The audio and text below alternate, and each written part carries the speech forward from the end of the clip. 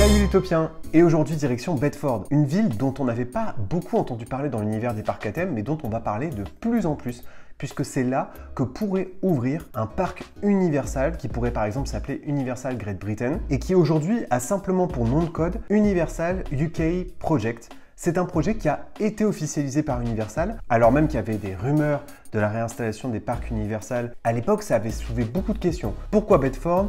Pourquoi l'Angleterre? Pourquoi pas un retour en Espagne où Universal avait déjà tenté une première approche? Quelle superficie? Quel nombre d'emplois créés? Combien de parcs à thème? Combien d'attractions? Quelle thématique choisie? On a désormais quelques éléments de réponse puisque vous pouvez vous-même d'ailleurs consulter cet onglet qui est complètement public et qui est plutôt à destination de la population locale qui vit à proximité ou dans Bedford, puisque désormais les discussions sont ouvertes à la fois avec les élus locaux qui semble-t-il sont très enthousiastes, mais aussi avec la population pour essayer de convaincre effectivement Universal à sélectionner ce terrain après avoir entrepris ces derniers mois des travaux de faisabilité et ils avaient déjà en réalité entamé quelques discussions avec les autorités locales. Voici concrètement ce qu'ils veulent faire. À l'époque, l'annonce du Royaume-Uni avait surpris la communauté des fans des parcs à thème. À l'époque, en commentaire de ma vidéo, vous m'aviez dit quel est l'intérêt de s'implanter là-bas dans un pays où récemment il y a eu le Brexit et qui d'un point de vue loisirs et parcs à thème est quand même un peu moins dynamique que le reste de l'Europe. Bon, déjà le premier élément de réponse, il n'est pas expliqué là dans le dossier de presse, mais il est logique. Évidemment, la culture américaine, c'est aussi par extension la culture anglo-saxonne, même si elles sont différentes. Il est probable que les licences américaines universales fonctionnent mieux sur un public britannique. Et par ailleurs, ce qui explique ce dossier de presse qui est vraiment très intéressant, c'est que énormément de visiteurs britanniques se rendent dans les parcs Universal, plus que dans les autres pays, ce qui correspond bien à cette culture anglo-saxonne. On observe le même phénomène aussi pour les Disney Cruise Line, pour Walt Disney World, c'est le choix de la raison. Et très souvent, quand vous discutez avec des Européens ou même des Français qui visitent les parcs Universal, ils vous disent qu'ils sont déçus, c'est pas à ça qu'ils s'attendaient véritablement en visitant un parc comme ça. Et enfin, il y a une deuxième raison qui est mise en avant dans ce dossier de presse, c'est la présence des industries créatives à Londres. Et ça, c'est vrai. Tous les grands studios américains ont leur siège européen à Londres. Tout le monde pense que, par exemple, le siège européen de la Walt Disney Company est logiquement à Disneyland Paris, puisque c'est le cœur névralgique du loisir en Europe. Mais pas du tout. Le siège de la Walt Disney Company en Europe, c'est à Londres. Toutes les fonctions support des parcs Universal, ces fonctions support qui étaient censées superviser le marché européen, étaient bien installées à Universal IMEA. Et puis peut-être que aussi le grand public ne s'en rend pas forcément compte, mais désormais les tournages à Los Angeles, c'est plus tellement monnaie courante. Bien entendu, c'est le cœur névralgique de l'industrie créative, mais c'est devenu cher de tourner en Californie et plus particulièrement à Los Angeles. Donc il y a beaucoup de tournages dans des villes comme Vancouver par exemple, et aussi bien sûr à Londres, où vous avez les studios Pinewood où ont été tournés des films cultes comme la saga Star Wars par exemple, et puis à proximité de Londres, il y a aussi les West-End, les fameux studios de Warner. Donc finalement, installer la marque Universal en parc à thème au milieu de ce cœur névralgique de l'industrie créative en Europe, qui est le pied-à-terre principal de la Californie, mais c'est complètement logique, c'est en fait le choix de la raison. Ensuite, pourquoi Bedford? Alors déjà, le site sur lequel serait construit le parc Universal est situé au sud du centre-ville de Bedford. Apparemment, ce site présente plusieurs avantages, des avantages qui sont rares, y compris dans d'autres destinations de loisirs européennes. Par exemple, il y a la liaison ferroviaire rapide vers Londres. C'est aussi un site qui est à proximité de l'aéroport de Londres, l'aéroport de Luton. On est aussi, bien entendu, sur des plaines. Et évidemment, on construit toujours les parcs à thème sur des plaines. Et puis sur place, ce qu'on appelle East West Rail prévoit de livrer des transports supplémentaires dans un plan qui était déjà prévu au départ. Maintenant qu'on comprend mieux le choix des zones, quelle est la superficie de ce resort? Parce que oui, il s'agit bien d'un resort qui comprend parc à thème, mais aussi hôtel, zone de restauration en plus du parc à thème, sur environ 476 hectares. Et pendant une partie de la vidéo, vous verrez, je vais beaucoup comparer ce resort à celui de Universal Beijing, qui lui fait 400 hectares. Il faut aussi avoir en tête le nombre d'emplois qui vont être créés. Une fois que le parc sera opérationnel, 8000 emplois vont être créés. Pour vous donner une idée, à Disneyland Paris, c'est 18 000 emplois. Mais c'est pas tout. Au bout de 20 ans, il y aura 10 000 emplois. Donc on voit bien que le parc veut devenir un challenger important de Disneyland Paris, mais qui va vouloir ensuite se hisser dans le top 5, voire top 3 des parcs les plus visités d'Europe. Puisque ce parc deviendrait l'un des plus gros employeurs de la région, peut-être même du Royaume-Uni, comme à Disneyland Paris, qui est l'un des plus gros employeurs monocytes de toute l'île de France, il me semble. Et puis une fois que la 20e année d'exploitation sera dépassée, ils pourront viser les fameux 20 000 emplois. Ensuite, quelle est l'apparence que pourrait pourrait avoir ce parc à thème par rapport aux autres parcs Universal? Et bien justement, dans ce dossier de presse, c'est très clair. Ce parc Universal aura l'apparence des parcs Universal déjà existants, avec des infrastructures similaires. La plupart des attractions et des bâtiments ne dépasseraient pas les 30 mètres, donc ils seraient élevés entre 20 à 30 mètres. Et puis il y aura bien sûr des points de chute, des repères visuels.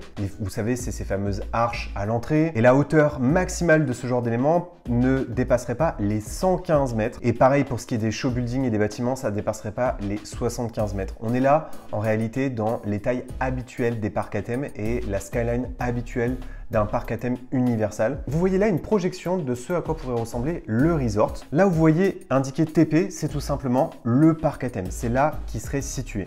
HT et RDE, c'est possiblement les hôtels, les zones de restauration, comme par exemple Universal City Walk, qui est l'équivalent du Disney Village. Vous avez une autre zone de restauration à proximité du lac qui est déjà existant. Et puis bien sûr, vous avez l'indication des parkings, des backstage, des hubs de transport. Et puis vous voyez à quel point la station de train est complètement juxtaposée à cette zone. Ce serait donc vraiment un parc très connecté. Et enfin, quelles pourraient être les attractions, les licences que ce parc Universal là pourrait utiliser? Alors bien entendu, tout ça est encore très confidentiel et Universal ne s'avance pas sur ce genre de choses. Néanmoins, ils sont obligés de expliquer ce qu'ils veulent faire et quelle est l'ambition qu'ils veulent mettre dans ce parc.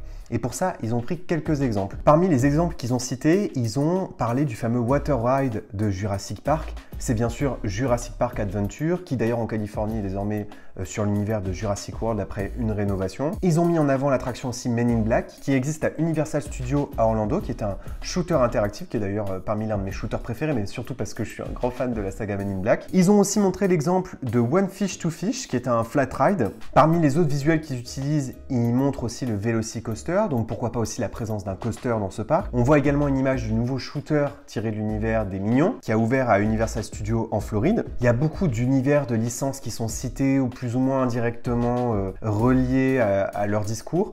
Il y en a une néanmoins qui apparaît nulle part. Est-ce que c'est par volonté de garder le secret ou est-ce que c'est parce que c'est encore flou sur la possibilité des parcs Universal d'utiliser la licence en Europe? Je parle là bien sûr en fait du Wizarding World qui est complètement absent de l'ensemble du dossier de presse. Il n'y a pas une seule fois où ça apparaît, que ce soit en visuel, que ce soit cité. Comme je vous l'ai dit, Jurassic Park, Men in Black, les licences emblématiques apparaissent et réapparaissent à plusieurs reprises, les Minions aussi. Mais on voit bien que sur Harry Potter, il y a une forme de flou et de secret. Il ne faut pas oublier aussi que ce parc-là, s'il intègre l'univers d'Harry Potter, il va poser un sérieux problème de concurrence à la visite des studios Harry Potter à Leavesden dont on parlait tout à l'heure. Il y a aussi un flou sur l'utilisation de la licence par les parcs Universal, car comme vous le savez, Universal donc appartient à Comcast. Warner n'appartient pas à Comcast, puisque c'est une entité Discovery. Et généralement, l'utilisation de la licence dans les parcs à thème, elle est négociée par territoire. Or, à l'époque où tout ça a été négocié, ça n'a peut-être pas été négocié sur le territoire britannique, étant donné qu'Universal n'était pas implanté. Par ailleurs, les parcs Warner sont pas très loin de là. Il y a par exemple le parc Warner à Abu Dhabi, qui est pas si loin de Paris en avion, qui va ouvrir une zone Harry Potter.